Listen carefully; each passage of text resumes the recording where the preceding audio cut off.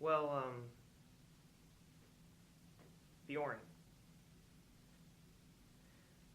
He's a legend. He's a legend. He's a beautiful man. A natural athlete. A phantom runner. You blink and you'd miss it. Some of the fastest times ever recorded in the United States. The typical hero in the track and field world. One of the best runners in Section 2 history. Really fast. Here we go.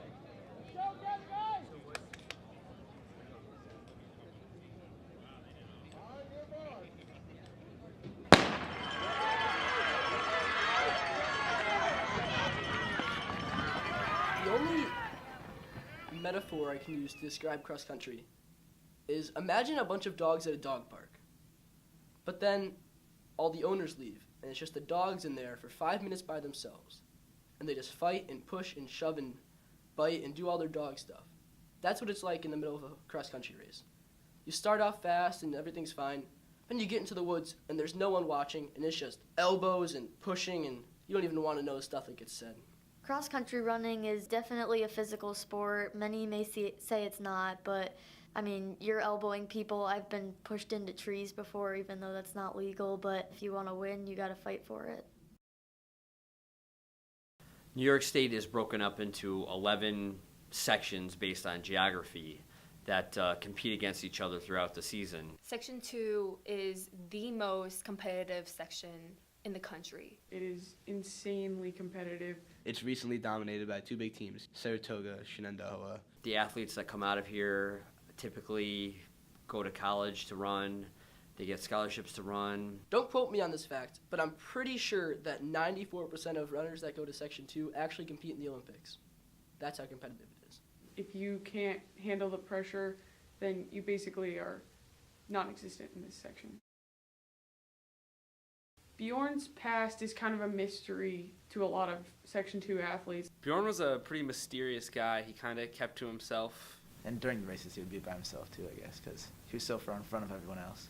He grew up on, I think in Amsterdam. I heard that Bjorn started running when he was around 3 years old. I guess when he was little, he would run around the house all the time and never get tired. One day he was just out picking onions in his backyard, and I don't even know what occurred to him, but I think he started running, and he just kept running, and he ran almost for 2.5 hours, and he liked it. And, well, he was good. He was really good. Bjorn trained very hard in Norway despite the hilly conditions in the mountainous ranges. He came here from the Netherlands, 2013. He's had to fight for a lot with coming to America. And that's how he ended up loving running, because, you know, he had to run 15,000 miles to get all the way to America. There was online forums, talk of this new runner. No one had really heard of him.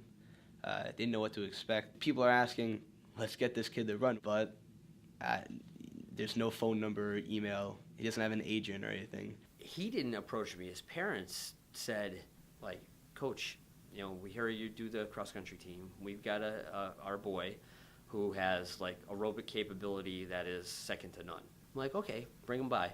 We were all interested in seeing how fast he would run. There was talks that he was, like, planning to beat, like, Jay Navin, who was, like, Saratoga's #1, and, like, everyone's like, oh, this kid's a clown. So we did what's called a time trial, just to see, like, how fast he was.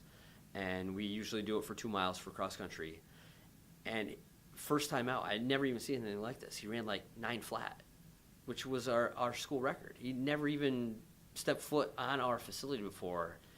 And you could just see it. It was effortless. He lapped everybody a time and a half, and the legend was born. I mean, from there, it just got more and more amazing, the things that he could put together.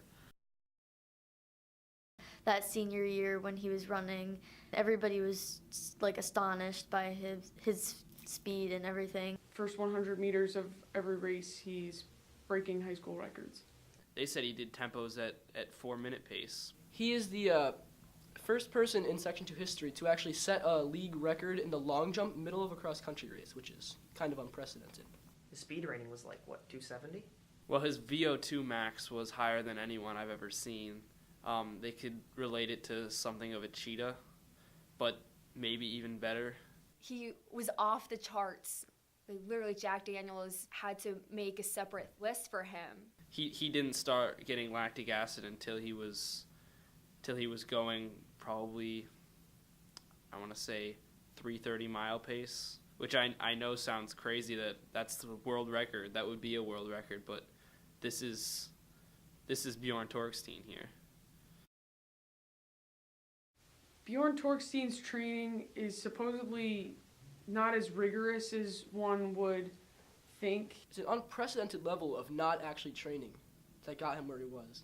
When I said the workout, it'd be like he's gone. I never saw him stretch once. I've heard many rumors about him taking special minerals from the mountains of Norway. We heard things like he would drink yak's blood. He would use altitude training. He actually did hill repeats up and down some of the Himalayas. Try to simulate the moon as much as humanly possible. So, I mean, he would do things quite out of the ordinary, but his races were extraordinary because of it. And then came that fateful duel meet that one day in October. As much as I can remember, I like to go out on the course and watch everybody as they come through. And he got to the first point that I usually get to faster than anyone that I've ever coached. I saw something flash by me. Next thing I know, he's like already halfway through the course. Came out of the woods. He was cooking. He was sub 14. It was like light shone down from the heavens onto just him. No one else, just him. It looked like he was gliding across the trail. I'm not even sure his feet were touching the ground. It was like a gazelle. He was like an antelope, so graceful. He went 13:20, but they didn't count it because they thought it was a timing error. I know it was like chaos with the FAT and all the officials. I was just sitting there. I was kind of like, he won. It was obvious. But I believe that he actually did run 13:20 and at 243 speed rating. Does anyone know where he went? 'Cause I don't. After that race, I spoke to him one other time and never heard from him again. You know, he just disappeared. I don't know where he is now, you know. I think Bjorn saw a greater purpose than to just run for college or to run for money. It's hard to put yourself in his position, but you wouldn't want to, like, I'd say, like, flex, you know? Like, He appreciates like running as an art. Running means a lot more to him than to have some monetary value. I hope he changes his mind because he has a lot of talent that I think he's just throwing away. I believe that he's just continuing what he loves and traveling around the world, still running in different places. Might have went back to Norway or Finland or the Baltics, wherever the heck he was from. It's like he was never really there in the first place.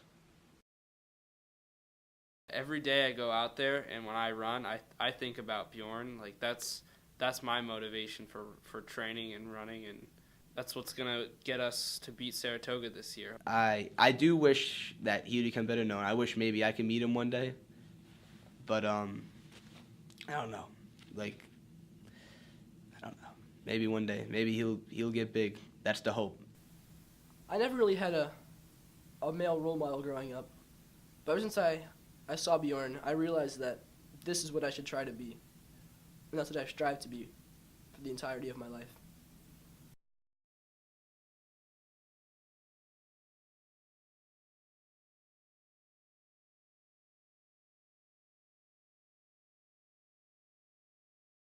There was a herd of deer that crossed the trail right in front of him, and of course this didn't affect anybody else in the race because they were half a mile behind him, but he actually jumped over a deer, and then it was more than one. He jumped over like 5 deer, and he didn't even get hit by them. They had huge antlers, and he didn't even get impaled or anything. It was amazing, and he just hurdled them with his graceful strides, and he kept going. It didn't even faze him, and I know that was a big impact later because they were still there when the rest of the race came by.